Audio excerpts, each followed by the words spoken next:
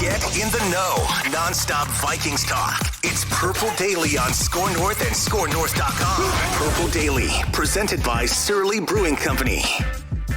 Yeah, got a lot of respect for Kevin. Close to him, but just want to make this week as much about our guys as we can. It'll be good to see him, but it's the players, it's our guys that are going out and battling. Right now, it's the coach's time in preparation, but Sunday is for the players. So, just trying to get our guys ready to go to have some success. Boy, Clint Kubiak, man, he went to the cliche university.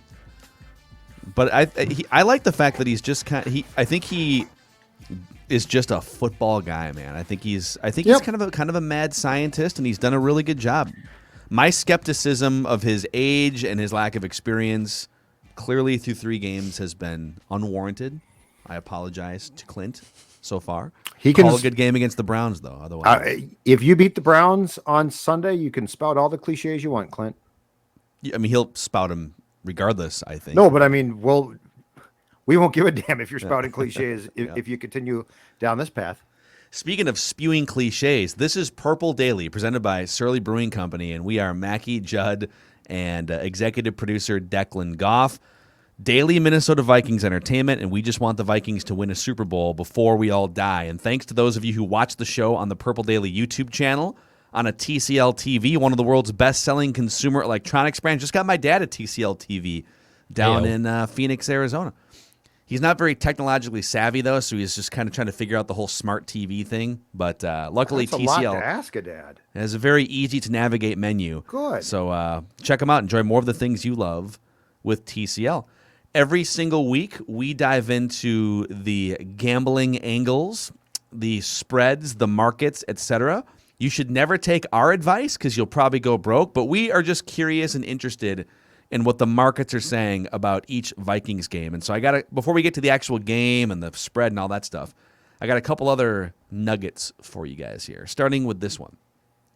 According to Football Outsiders, the Vikings are on track. So they do 100,000 simulations of the season with EDJ Sports.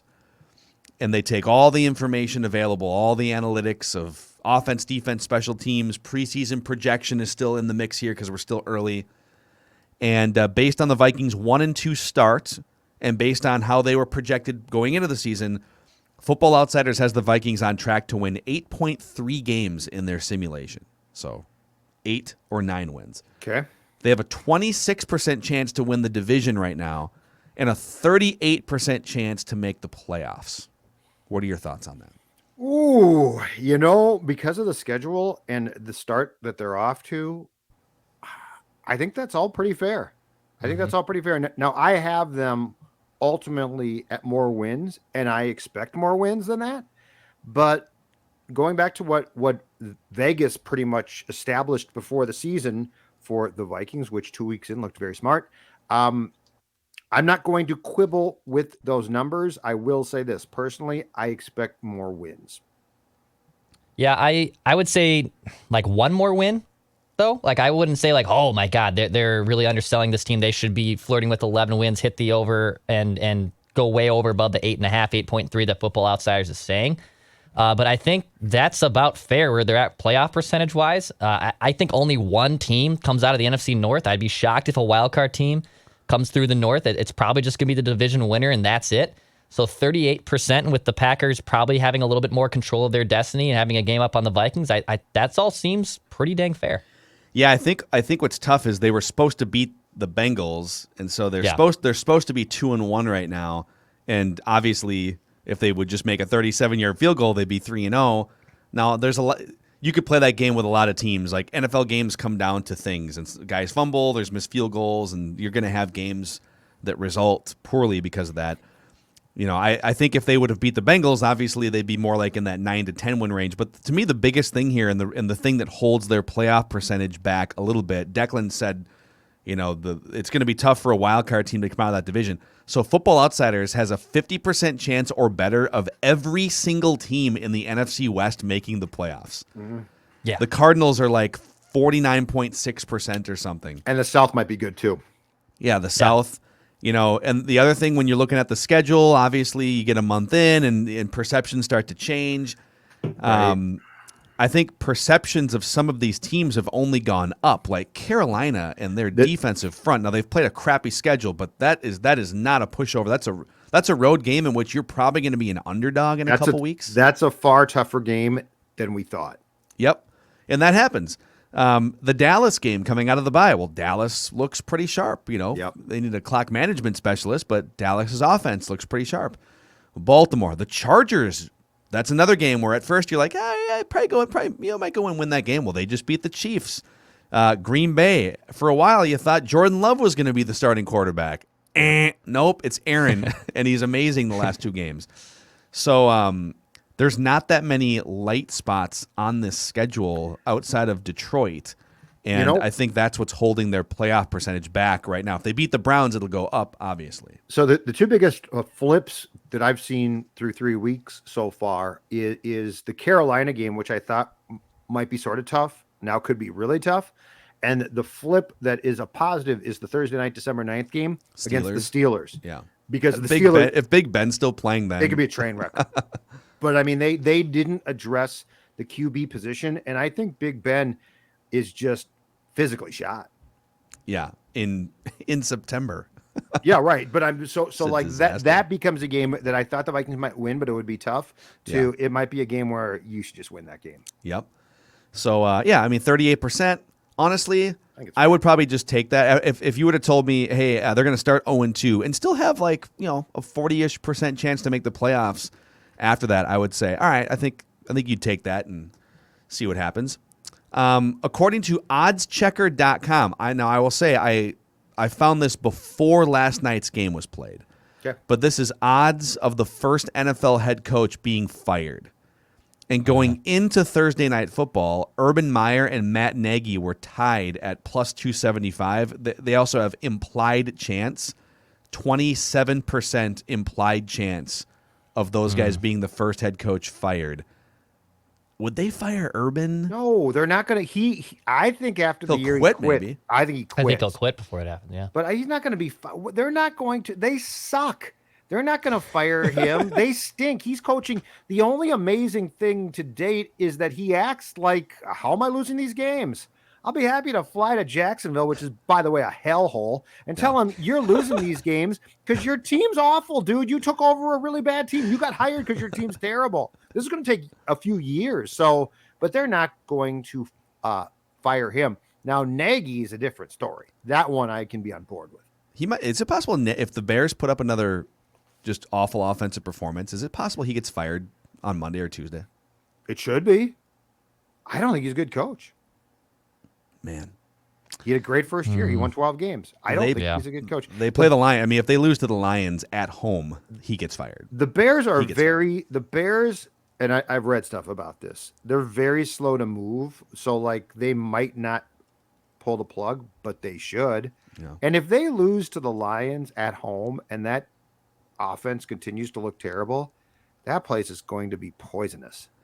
So Joe Judge is plus 450, 18% implied chance. Yeah, Zach good. Taylor going into last night was 12, was fifth on this list at a 9% chance to be the first head coach fired, a plus 1,000. Well, yeah. I mean, you lose. If they had lost to Seattle, we would have spent this entire week talking about his job security, not Kirk. And if they lose to the Browns, first of all, it's not like a major sin because they're great. But if you want to be a team that makes noise in the playoffs, this is the type of game that you need to win, right? But if they lose, I don't think there's real chatter until we get to the Lions and the Panthers games, and you want to see how the first 6 games play out, right? I agree with that. So 9%, that's probably fair because he's definitely on a warm seat.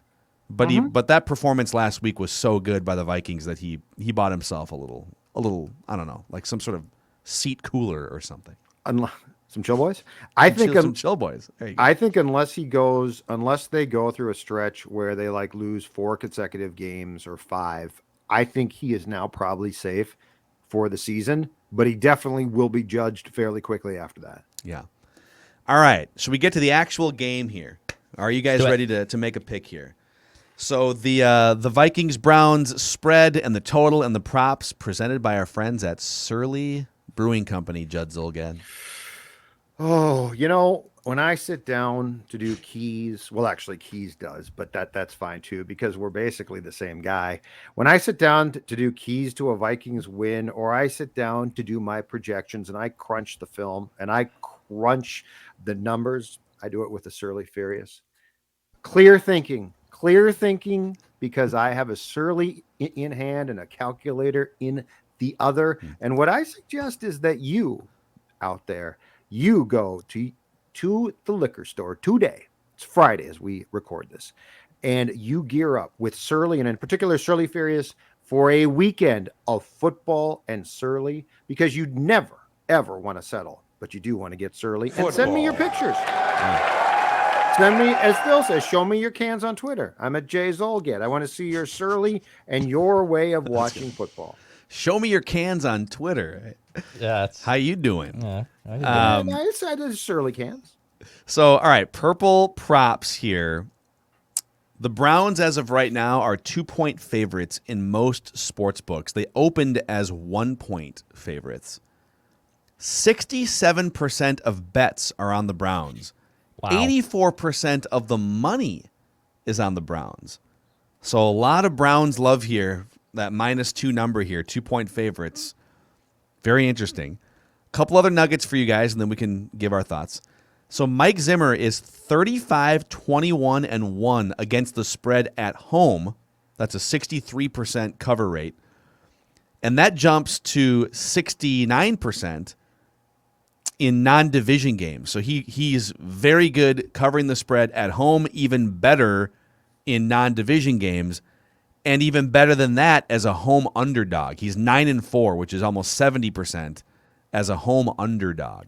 Yep. According to Action Network, the Vikings have the worst defensive DVOA in the NFL in the first half, and they're also dead last in first down defense. Combine that with the Browns' number 2 offensive DVOA and number 1 rushing DVOA attack, and Cleveland could take a stranglehold on this game early if they set the tone. So basically, if Cleveland gets out to a hot start, both these teams are more built to play from ahead than behind. But with all that information, Browns are 2-point favorites. Who covers, who wins? Judd. Okay, so I think I divulged this score for the first time on Purple Access with Chip Scoggins, which you also, of course, can hear on the Score North Network. But I am going to go with the Vikings win outright, 27-24. Because they're at home. I think that stadium with the noise is going to impact Mayfield and what Cleveland can do offensively. Now, I will say the DVOA stuff is very intriguing because Seattle to me is not a good team. And if they were, they did take the stranglehold that you're talking in the first half, Phil. But I think that the Vikings really for the first time, for the first time this year, I think the Vikings are going to come out prepared. The Stefanski thing is going to definitely not only motivate the entire team, but the head coach in particular. And I think the head coach is very good when he's got a rallying point, right? It feels like the Vikings, what's next? So all of those factors and the fact that this game is at home and that nationally so much of public opinion is going Browns, 27-24, Minnesota Vikings win. Declan? I think the Vikings lose this game close. I think it's.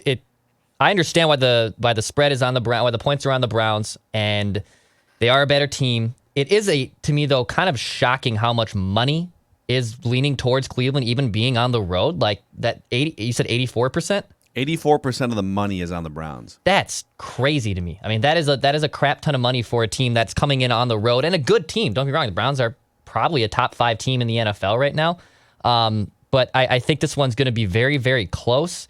And the thing with the Vikings and the worst DVOA too, Nugget, they are terrible in the last 2 minutes of the half. Now, last week against Seattle, I believe they put the clamps down.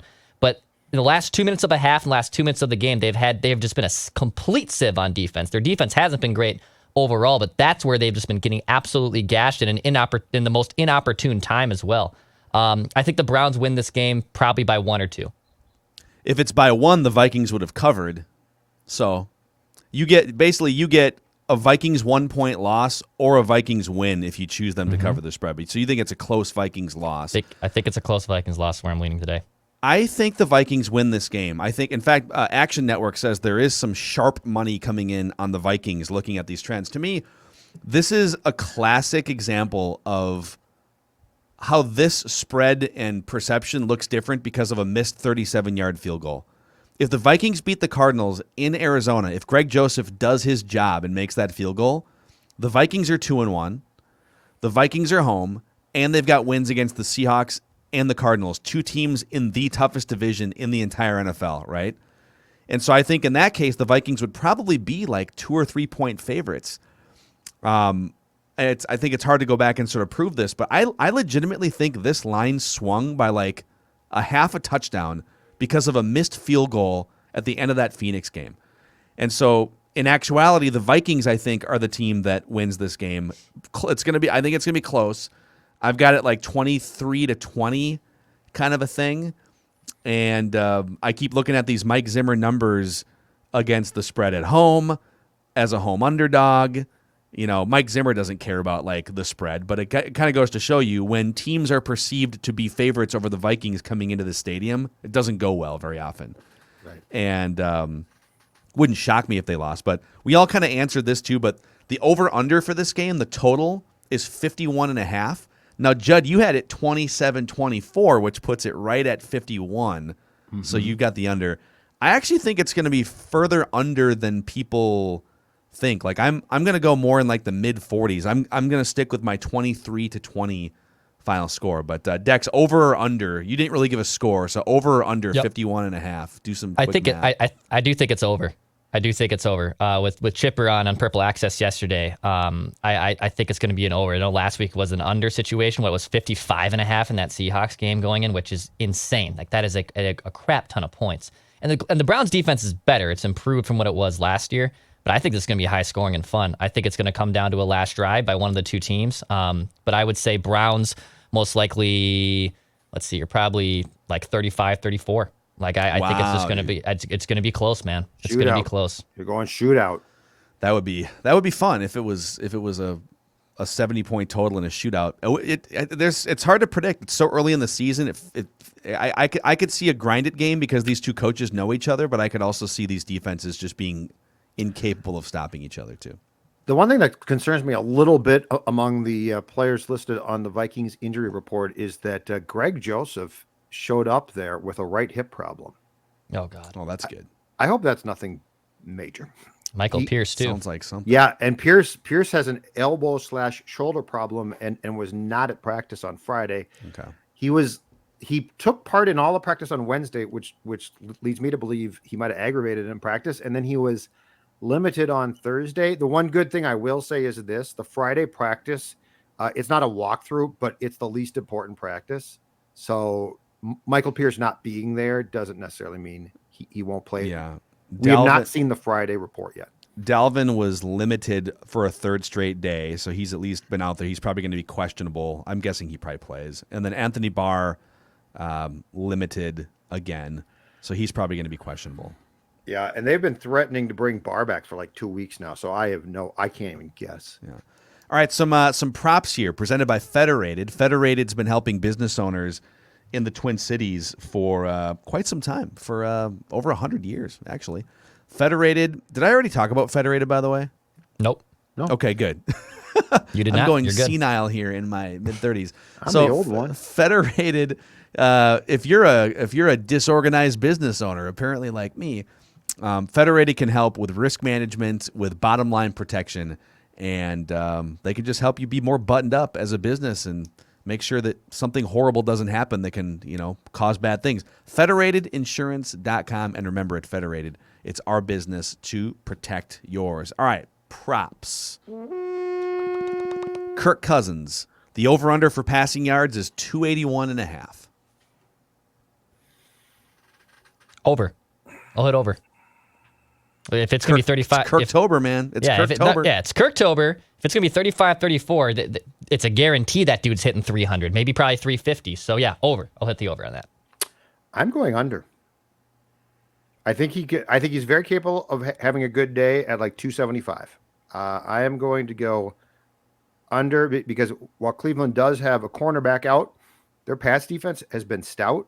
And I think you're going to here's the one interesting thing that my guy Coobs has done. If you watch what he's doing, he actually is taking fewer shots than the old man did. It's a lot of screen plays. It's a lot of short stuff. It's a lot of stuff that, again, comes down to, Kirk, we need you to deliver the damn football as quickly as possible. So it doesn't lend itself yet, at least, to explosive plays. So I'm going to go under, Phil Mackey. You know, Kirk Vember is actually his best month if you look at his whole career. That's my month, though, so bleep that. Okay. It's my birthday month. I'm going to say under as well. I think the Vikings would probably like to run the ball quite a bit, especially if Dalvin Cook comes back. And they ran the ball quite a bit last week, too, and Kirk still put up some big numbers. But I just think in general this is going to be a little bit more of a grinder game than maybe people think. So I'm going to go under. I don't think he's struggling to get to 200 or anything, but right.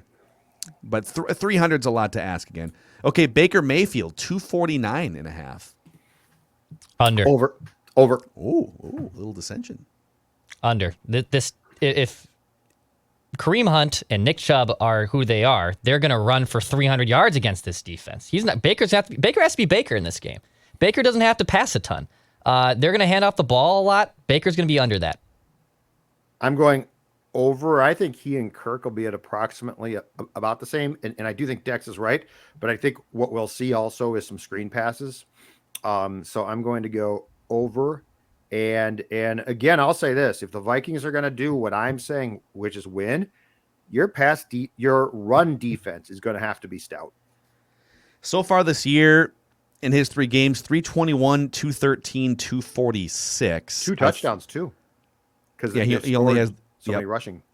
Yep, high completion percentage. Yep. I think the Vikings defense continues to get better. I think a lot of this is early season gelling, new pieces that missed a chunk of last year.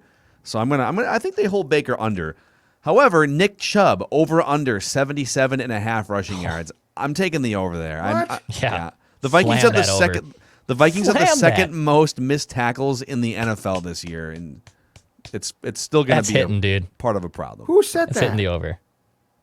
I don't know who said it. Vegas said it. This is Vegas. I love Vegas, and they do a great job. But yeah, Well, Kareem Hunt gets some rushing yards too. It's not just a one-man attack. Yeah, here, but Chubb's so. like 3rd in the league in rushing yards, or 4th. So yeah, I'm a Over. You going Easy. over? But but this is how it works. Yeah, they don't build those big ass buildings on the strip because they're just giving money away. Because Nick Chubb's there. Well, you know what? It's got to start sometime. Now perhaps they are. Hey, here's 100,000 for you and 100,000 for you.